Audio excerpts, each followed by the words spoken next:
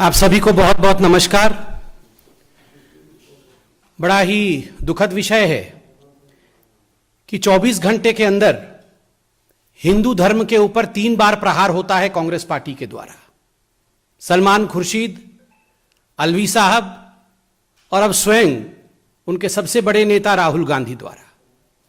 कल भारतीय जनता पार्टी ने सलमान खुर्शीद जी के किताब के ऊपर जब प्रेस कॉन्फ्रेंस किया था तो उस प्रेस कॉन्फ्रेंस में कहा था कि सोनिया जी और राहुल जी इस पर जवाब दें, सफाई दें। और आज आपने देखा है कि किस प्रकार से एक वर्चुअल कॉन्फ्रेंस के माध्यम से राहुल गांधी जी ने सलमान खुर्शीद के वक्तव्य के ऊपर, सलमान खुर्शीद जी के किताब के ऊपर अपनी सफाई रखी है। और उस सफाई में उन्होंने हिंदू धर्म के ऊपर और हिंदुत्व के ऊपर जिस प्रकार का प्रहार किया है, इसमें कोई नया विषय नहीं है। यह कांग्रेस का और गांधी परिवार का चरित्र रहा है कि जब भी उनको मौका मिलता है तो हिंदू धर्म के ऊपर प्रहार जरूर करते हैं, अवश्य करते हैं। भगवान श्री राम के ऊपर अविश्वास जरूर व्यक्त करते हैं। मैं आज कहना चाहूंगा इस प्रेस कॉन्फ्रेंस के माध्यम से, ये जो सलमान खुर्शीद हिंदू धर्म के विरोध में कहते हैं, उसको बोको हराम या आईएस से कंपेयर करते हैं, या जब शशि थरूर हिंदू तालिबान कहते हैं, या जब सैफरन टेररिज्म कहा जाता है, ये दिग्विजय सिंह जी या मणिशंकर अय्यर हिंदू धर्म के खिलाफ कहते हैं, तो ये इनके निजी वक्तव्य नहीं होते, ये कोई स्टैंड अलोन वक्तव्य नहीं होता है। दरअसल ये संयोग नहीं, ये प्रयोग है। और जो प्रयोगशाला के सबसे बड़े नेता हैं, प्रयोगशाला के मुख्य अध्यापक हैं, वो खुद गांधी परिवार के राहुल गांधी हैं। ये राहुल गांधी जी के बहकाने के बाद, राहुल गांधी जी के पढ़ाने के बाद, राहुल गांधी जी के कहने के बाद सलमान खुर्शीद, शशि थरूर, दिग्विजय जी, मणिशंकर अय्यर, फहरिस्त बहुत लंबी है, ये लोग हिंदू धर्म के विरोध में अनर्गल वक्तव्य देते हैं। It is at the behest of the Gandhi family, particularly Mr. Rahul Gandhi, that the other leaders of the Congress party, be it Salman Khurshid, be it Digvijay Singh, be it Rashid Alvi, or be it Manishankar Aiyar, they often speak against Hinduism. This pathological hatred for Hinduism amongst the Congress leader gets its traction, gets its energy from Mr. Rahul Gandhi and from the Gandhi family. बंधुगण, मैंने आपको कहा था कि ये कोई पहली बार नहीं है जो राहुल गांधी हिंदुइज्म के विरोध में, हिंदू धर्म के विरोध में कह रहे हैं। मैं कुछ उदाहरण लेके आया हूं, क्योंकि अगर बहुत सारे उदाहरण दूंगा तो प्रेस कॉन्फ्रेंस लंबा होगा, बड़ा होगा। मैं उदाहरण देना चाहता हूं 17 दिसंबर 2010 का, जब विकीलीक्स सामने आया था और राहुल गांधी जी का वक्तव्य ने पूरे हिंदुस्तान को दहला के रख दिया था। जब यह विषय सामने आया कि राहुल गांधी ने कहा कि भारत में आतंकवादियों से बड़ा खतरा देश के हिंदुओं से है। The country faces a bigger threat from the Hindus than from terrorism. यह आप सबको पता है। जब हमारी सरकार नहीं थी उस समय यह पूरा विषय खुलासे के रूप में सामने आया था। हिंदू पाकिस्तान, हिंदू तालिबान, यह शशि थरूर जी का वक्तव्य था 2028 के जुलाई माह में। ठीक उसी प्रकार पी चिदम्बरम जी ने 25 अगस्त 2010 को पहली बार सैफरन टेररिज्म, भगवा आतंकवाद शब्द का प्रयोग किया था। यह अनायास ही नहीं किया था, यह कोई संयोग नहीं था जो उन्होंने प्रयोग कर लिया और बाकी कई नेताओं ने उसके पश्चात सैफरन टेररिज्म का प्रयोग किया। यह बहुत ही सोचा समझा और कहीं ना कहीं एक षड्यंत्रकारी जाल बिछाया गया था गांधी परिवार द्वारा। और हमें वो भी याद है जब हमने टीवी में डिबेट्स किए थे, क्योंकि इनकलाब नामक एक बहुत बड़े उर्दू अखबार ने राहुल गांधी जी का वक्तव्य छापा था, हां हम मुसलमानों की पार्टी है। ये सब बातें छुपी नहीं हुई हैं, ये जनता के सामने है। बंधुगण, मैं आपको यह भी याद दिलाना चाहूंगा, जब राहुल गांधी जर्मनी में जाते हैं और जर्मनी में उन्होंने किस प्रकार से भारत की मूल संस्कृति, भारत की सभ्यता के खिलाफ उन्होंने वक्तव्य दिया था। उन्होंने कहा था कि भारत में महिलाओं के खिलाफ जो अत्याचार होते हैं उसकी वजह भारतीय संस्कृति है। भारतीय संस्कृति के कारण महिलाओं के ऊपर अत्याचार होता है। आपको यह भी याद होगा कि एक ऐसा वक्त था जब राहुल गांधी जी ने कहा था मंदिर जाने वाले लड़कियां छेड़ते हैं, और मैं लिख के लाया हूं हिंदू धर्म में मंदिर जाने वाले लोग लफंगे होते हैं। राहुल गांधी इलेक्शन से ठीक पहले जाते हैं मंदिर,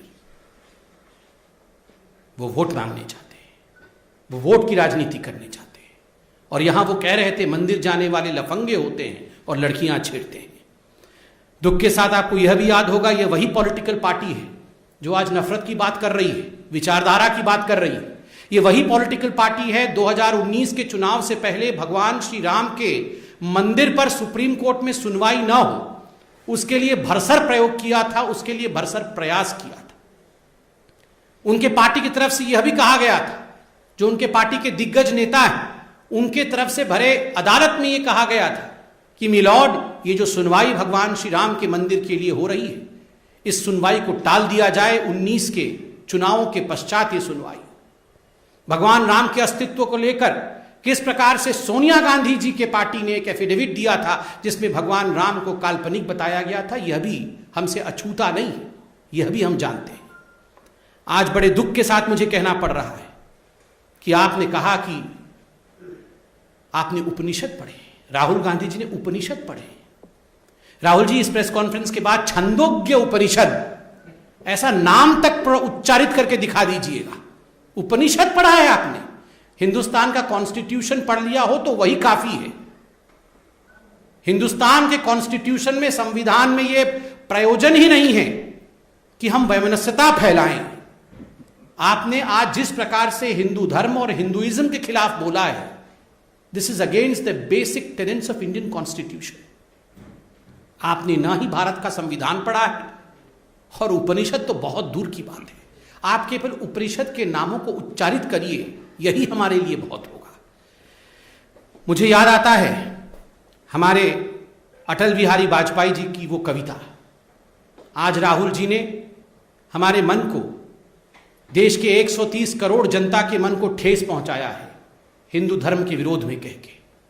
उन्होंने कहा कि हिंदू धर्म के लोग दूसरों को मारते, काट देते, हम सिखों को, बाकी लोगों को मारते हैं। ये घृणक शब्द हैं, ऐसे शब्दों का प्रयोग नहीं होना चाहिए। राहुल जी, आपने शायद अटल जी की कविताएं नहीं पढ़ी होंगी राहुल जी, मगर हमारे परम आदरणीय अटल जी की कविता की एक पंक्ति में पढ़ के आपको सुनाता हूं।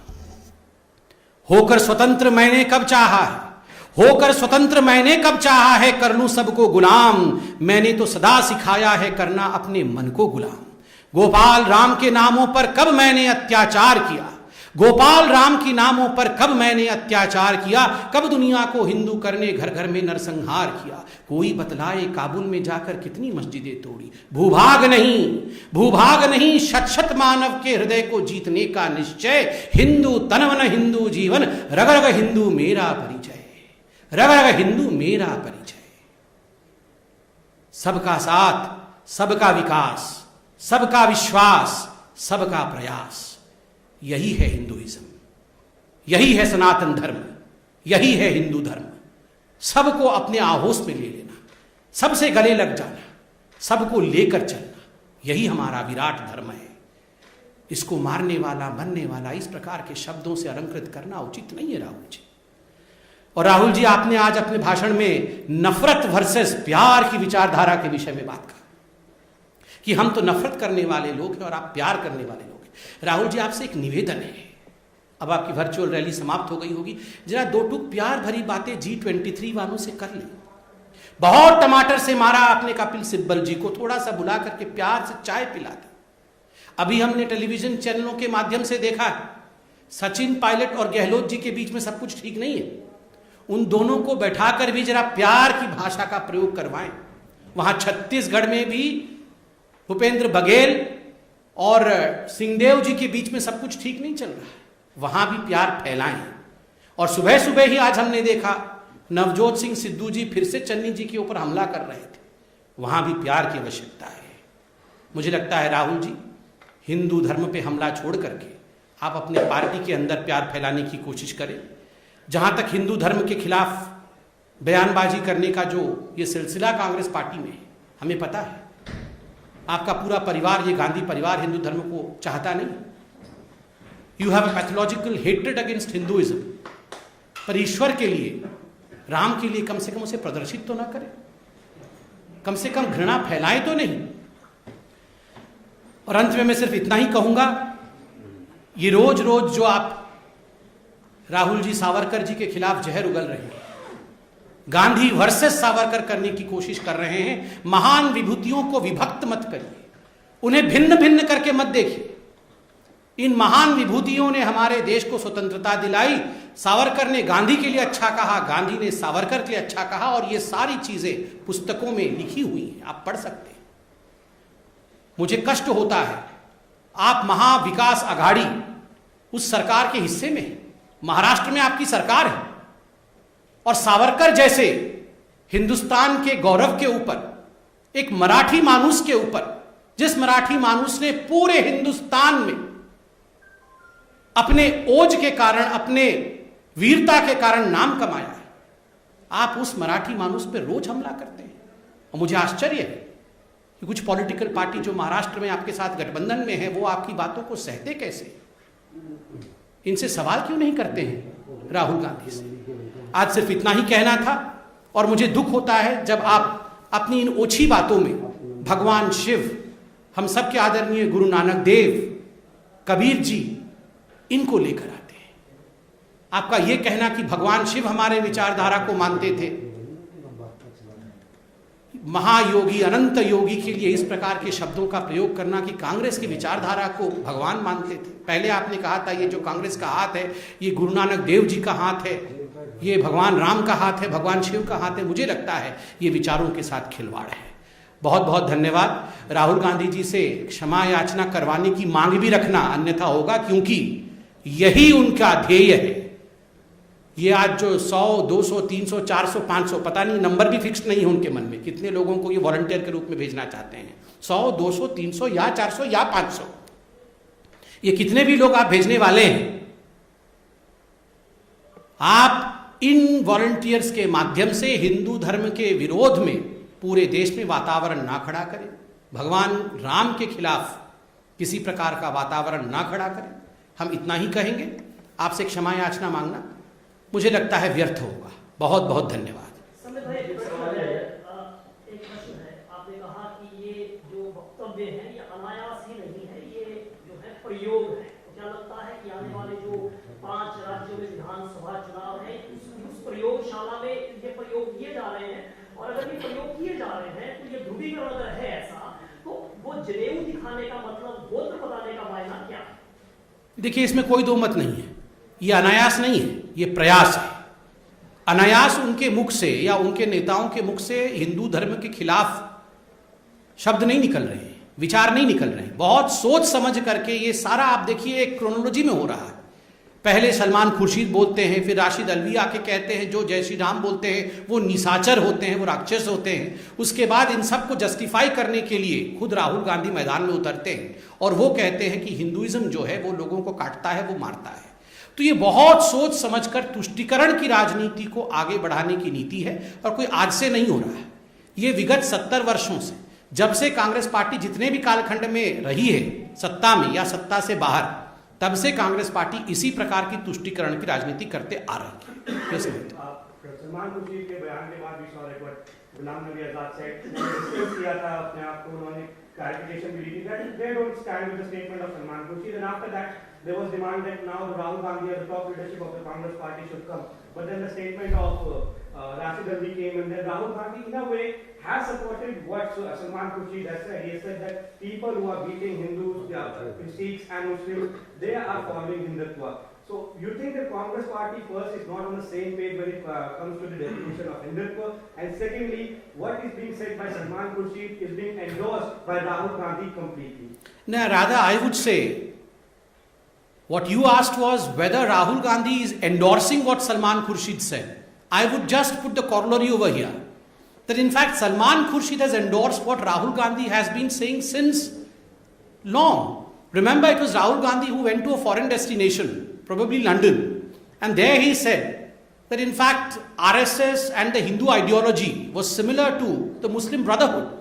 He had already made a similar kind of comment in a foreign destination, and I'm sure Mr. Salman Khurshid must have been inspired by the statement of Rahul Gandhi, or might be Rahul Gandhi might have asked Salman Khurshid to reflect the same in his upcoming book.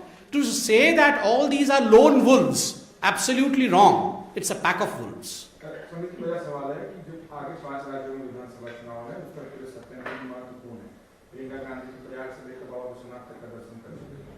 कहीं उत्तर प्रदेश विधानसभा चुनाव को देखते हुए कांग्रेस के नेता को नहीं कर रहे हैं। देखिए, दर्शन और प्रदर्शन दोनों में पार्थक्यता होती है, दोनों में फर्क है। अगर ये हिंदू दर्शन को समझते तो हिंदुइज्म के खिलाफ इस प्रकार की गालियां नहीं निकालते।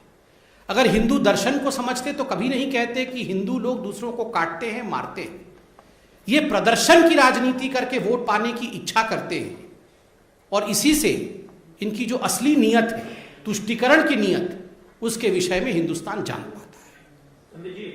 Ladies, Sir, what do you think is the reason behind these incessant attacks on Hinduism and Hindutva? Because time and again, first they really fire these salvos and then they issue a rebuttal. So, do you think it is just a trick of minority appeasement, as Amit Malviya ji said on his Twitter?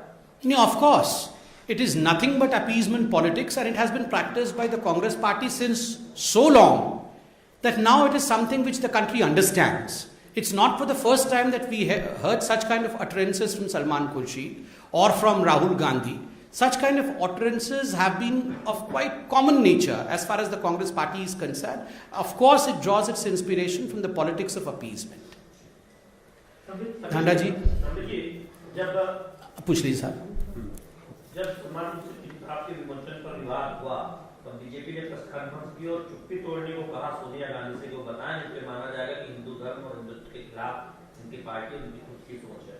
अब जब खुद राहुल गांधी एक तरह से सफाई देते हुए समर्थन कर रहे हैं, तो ऐसे में बीजेपी क्या कहेगी? दूसरी बात, जो चुनाव में मंदिर जाते हैं, हमने देखा पिछले 2-3 सालों में, तो क्या बीजेपी ये कहेगी तो मंदिर जाना? देखिए, बीजेपी को कुछ कहने की आवश्यकता नहीं है। जनता जनार्दन होती है, और इसे केवल 5 राज्यों के चुनाव के मद्देनजर नहीं, भारत के संस्कृति के मद्देनजर देखना चाहिए। भारत की संस्कृति को जो लोग इस प्रकार के अपशब्दों से अलंकृत करते हैं, जिनके लिए अपशब्द प्रयोग करते हैं, मैं एक बात स्पष्ट रूप से कह सकता हूं कि हिंदुस्तान की जनता कभी भी कांग्रेस पार्टी को क्षमा नहीं करने वाली है। नांडा साहब, last The question is that what Congress party is saying, they are saying that the Hinduism that they know is not something which you're talking about. You have a different Hindutva which talks about killing people, harassment, doing all these things. Hinduism is not something which our sages and the other followers have spoken to us. Now, can they talk on similar lines about any other religion? Of course not. They cannot talk about similar issues in any other religion. The question is, why do they speak ill against Hinduism all the time?